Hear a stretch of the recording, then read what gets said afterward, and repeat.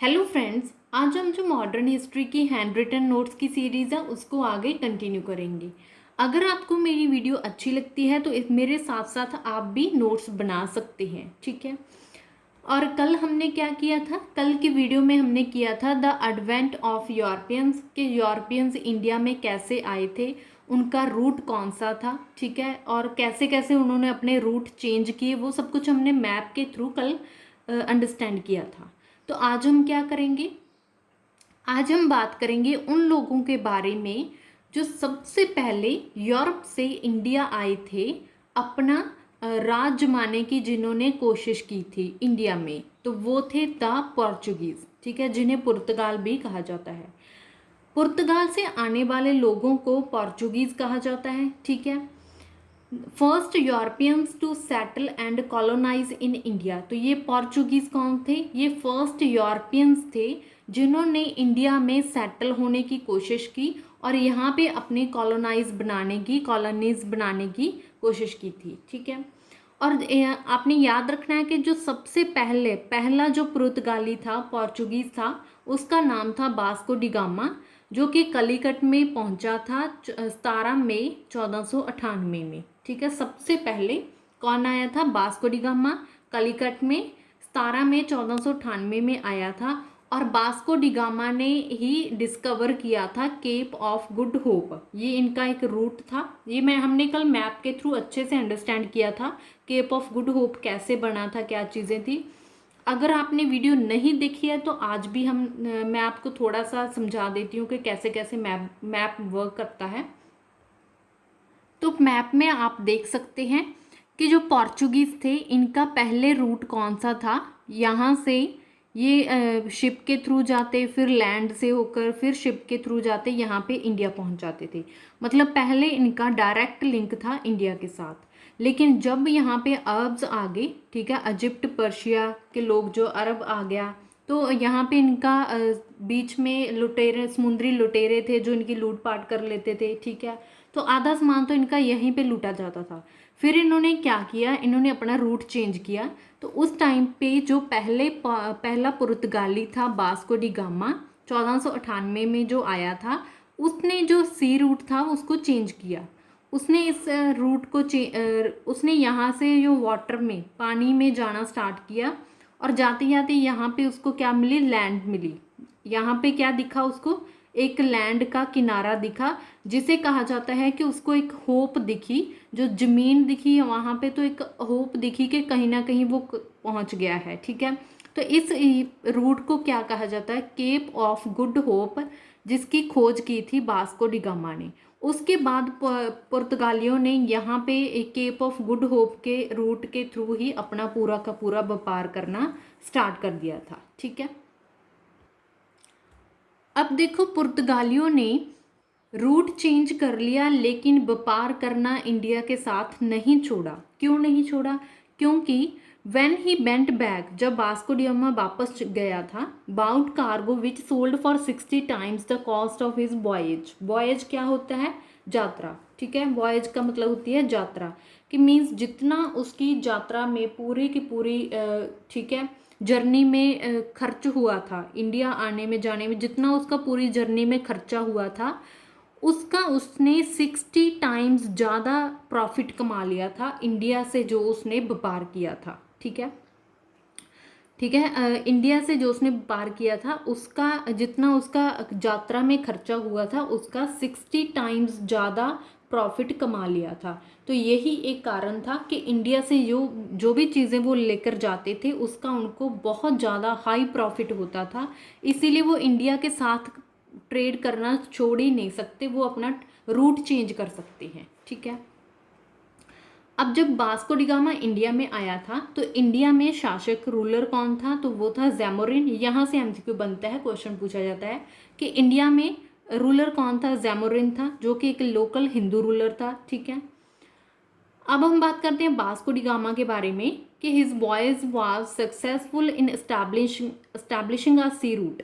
अब Vasco da Gama का जो यात्रा थी वो बहुत ज़्यादा सक्सेसफुल रही, सफल रही एक सी रूट को एस्टैब्लिश करने में, ठीक है, जो कि यूरोप से लेकर इंडिया तक उन्होंने सी रूट बना लिया था अपना, जो अलग से था, ठीक है, जिसे केप ऑफ गुड होप कहा जाता है। तो ये वास्को डी गामा ने डिस्कवर किया था। ये उसकी बहुत ज़्यादा एक अच्छी सक्सेसफुल थी, ठीक है, क्योंकि यहीं से अब वो जितना माल इंडिया से लेकर आता था उतना ही वापस पूरा का पूरा अपनी कंट्री में लेकर जाता था, ये इस रूट के थ्रू।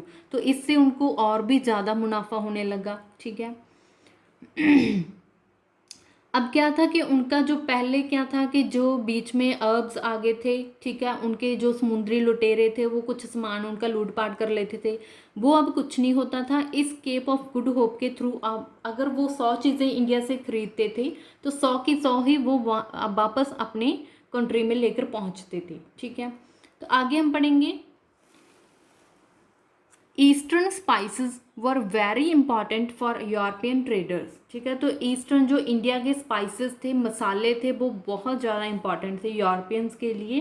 क्यों इंपॉर्टेंट थे, ये हमने कल भी बात की थी कि यूरोपियंस लोग ज़्यादा से ज़्यादा जो मीट खाते हैं और उस मीट को बहुत दिनों तक ख़राब होने से बचाने के लिए फ्रिज में रखना पड़ता था, ठीक है। कई बार उसमें से जब ख़राब हो जाता तो स्मेल आने लगती थी, लेकिन अगर उनके ऊपर मसालों का मसाले लगाए जाएं तो उनकी जो स्मेल है वो ख़त्म हो जाती थी और सेल भी ज़्यादा होती थी और टेस्ट और फ्लेवर में भी चेंज आता था, ठीक है। तो यही कारण था कि स्पाइसेस मसालों से उनका जो सेल है, बिक्री है, वो ज़्यादा होती थी और उनको हाईली प्रॉफिटेबल था। इंडिया के साथ जो ट्रेड करना था वो बहुत ज़्यादा प्रॉफिट देता था, ठीक है। आगे क्या था, उन्होंने सिर्फ स्पाइसेस तक ही नहीं रुके, ठीक है। यूरोपियंस ने सोचा कि स्पाइसेस से हमें इतना ज़्यादा मुनाफा हो रहा है तो इंडिया में और क्या कुछ होगा। तो इंडिया में इन्होंने न्यू इंट्रोडक्शन की बाय पोर्चुगीज, कल्टीवेशन ऑफ तंबाकू, ship building and printing press. तो ये तीन चीज़ें हैं जो पोर्चुगीज़ ने की थी, कल्टीवेशन ऑफ तंबाकू, ship building and printing press, ठीक है। अब हम बात करेंगे पोर्चुगीज़ के गवर्नर्स के बारे में। तो फर्स्ट थे फ्रांसिस्को डी अल्मीडा, जो कि first governor of Portuguese in India. India में जो पोर्चुगीज़ के पुर्तगालियों के पहले गवर्नर थे फ्रांसिस्को डी अल्मीडा, जो कि 1505 में आए थे। और ये क्या लेकर आए थे, ब्लू वाटर पॉलिसी। ये आपने याद रखना है, यहाँ से एमसीक्यू बन सकते हैं, ब्लू वाटर पॉलिसी। अब ब्लू वाटर पॉलिसी क्या थी, इसमें यूरोपियंस ने कहा था कि हमारा जो मकसद है वो इंडिया के ऊपर कोई एम्पायर जमाने का नहीं है कि हम इंडिया के ऊपर कोई कब्जा करेंगे या अपना साम्राज्य स्थापित करेंगे, ऐसा कुछ नहीं है। हम सिर्फ इंडिया के साथ ट्रेड करेंगे, यहाँ से अपना पैसा कमाएंगे, प्रॉफिट कमाएंगे, सिर्फ व्यापार करेंगे, ठीक है। यहीं तक हमारी लिमिट होगी कि हम इंडिया के साथ सिर्फ कमर्शियल ट्रांजैक्शंस करेंगे, यहाँ पे अपना एम्पायर स्थापित नहीं करेंगे। ये थी blue water policy of Francisco de Almeida. आगे जो नेक्स्ट गवर्नर थे पोर्चुगीज के वो थे अल्फोंसो डी अल्बुकर्क, जो कि 1509 में आए थे और इन्हें real founder of the Portuguese power कहा जाता है। क्यों कहा जाता है, क्योंकि इन्होंने पोर्चुगीज़ का जो इंडिया में राइज था वो बहुत हाई लेकर गए थे, बहुत ज़्यादा प्रॉफिटेबल लेकर गए थे, ठीक है। तो इन्हें जो असली फाउंडर कहा जाता है पोर्चुगीज़ की पावर का, वो अल्फोंसो डी अल्बुकर्क को कहा जाता है, ठीक है। अब इनको क्यों कहा जाता है, क्योंकि पहले वालों ने तो सिर्फ व्यापार किया था इंडिया में, ठीक है। और इन्होंने क्या किया, capture Goa in 1510 from the Bijapur ruler. तो बीजापुर के शासक से इन्होंने गोवा को कैप्चर कर लिया 1510 में, ठीक है। तो इसीलिए कहा जाता है कि पोर्चुगीज़ के जो रियल फाउंडर हैं इनकी पावर के, वो अल्फोंसो डी अल्बुकर्क है, क्योंकि इन्होंने गोवा को कैप्चर कर लिया था, ठीक है। और ये लेकर आए थे पॉलिसी ऑफ इम्पीरियलिज्म। आगे थे जो नीनो दा कूना। नीनो दा कूना क्या था, इन्होंने ट्रांसफर्ड कर किया कैपिटल को in India from Cochin to Goa. अब देखो गोवा को कौन लेकर आया था, कैप्चर किया था गोवा पहले अल्फोंसो के द्वारा। अब नीनो दा कूना ने क्या किया, अपने कैपिटल को ट्रांसफ़र कर लिया, शिफ्ट कर लिया कोचिन टू गोवा। मीन्स पहले इनकी कैपिटल कोचिन थी 1510 से लेकर 1530 तक, और बाद में क्या बनी, गोवा बन गई। 1530 से लेकर 1961 तक इनकी गोवा थी, ठीक है। और फिर इन्होंने सिर्फ गोवा पे ही नहीं रुके, बाद में क्या किया, एक्वायर कर लिया दियो को 1535 में एंड दमन को 1559 में। ठीक है, दियो एंड दमन को भी एक्वायर कर लिया इन्होंने। ठीक है, तो आगे है 1661 में 1661 में gave Bombay to Charles second of England as dowry for marrying his sister. ठीक है, अब क्या हुआ कि चार्ल्स सेकंड ने, जो कि इंग्लैंड का है, उसने क्या किया, पोर्चुगीज़ की सिस्टर के साथ मैरिज की थी, तो उनको एज अ डॉरी में दहेज में बॉम्बे दिया था। ये 1661 में दिया था। नेक्स्ट है by the end of 16th century, 16वीं सेंचुरी के एंड में देयर पावर डिक्लाइंड। ठीक है, तो ऐसा तो नहीं है कि एक ही पावर जो बहुत टाइम तक रहे, कभी ना कभी तो उसने डिक्लाइन होना ही है। ठीक है, तो 16वीं सेंचुरी थी जिसके एंड में आकर पोर्चुगीज़ की जो पावर थी वो डिक्लाइन होनी स्टार्ट हो गई थी। और इन्होंने इम्पॉर्टेंट जो ट्रेडिंग सेंटर्स थे पोर्चुगीज़ के, वो थे कालीकट, जहाँ पे 1498 में सबसे पहले वास्को डी गामा आया था, वहाँ से इन्होंने ट्रेड करना स्टार्ट किया था। आगे आगे देखो इन्होंने कहाँ तक फैले थे ये। फिर गए थे कोचिन में 1500 में, फिर गोवा में इन्होंने ट्रेड करना स्टार्ट किया, और बॉम्बे में किया, दीव में किया, हुगली एंड दमन, ये इनके मेन सेंटर थे, यहाँ पे इन्होंने ट्रेड करना स्टार्ट किया था। एक मेन इम्पॉर्टेंट बात है कि पोर्चुगीज़ ऐसे पहले थे जो सबसे पहले गोवा में आए थे, और सबसे लास्ट में जो गए भी गोवा से है। 1498 में सबसे पहले पोर्चुगीज़ गोवा में आए थे, और 1661 में सबसे लास्ट में ये गोवा से चले गए हैं। तो ये पहले ऐसे थे जो सेम ही जगह से आए थे और सेम ही जगह से वापस चले गए थे।